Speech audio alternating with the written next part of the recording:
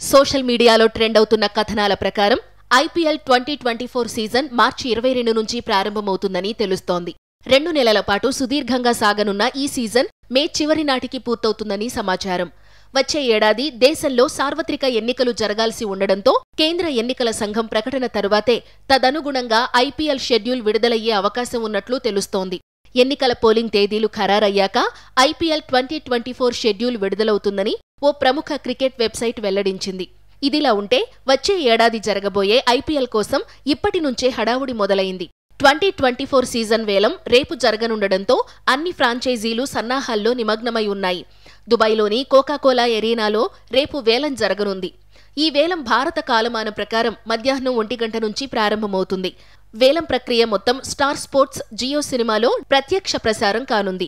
ఈ వేలంలో 77 స్లాట్ల కోసం 333 మంది ఆటగాళ్లు పోటీ పడనున్నారు. ఇందులో 214 మంది భారత ఆటగాళ్లు, 119 మంది విదేశీ ఆటగాళ్లు పాల్గొంటున్నారు. వేరువేరు బేస్ ప్రైజ్ విభాగాల్లో ఆటగాళ్లు తమ అదృష్టాన్ని పరీక్షించుకోనున్నారు. ఈ వేలంలో Mitchell Starc, Gerald Coetzee, Pat Cummins, Harry Brook, Travis Head, Rachin రవీంద్రలపై అందరి దృష్టి ఉంది. ఈ ఆటగాళ్లు వేలంలో గత రికార్డులు కొల్లగొట్టడం ఖాయమని విశ్లేషకులు అభిప్రాయపడుతున్నారు.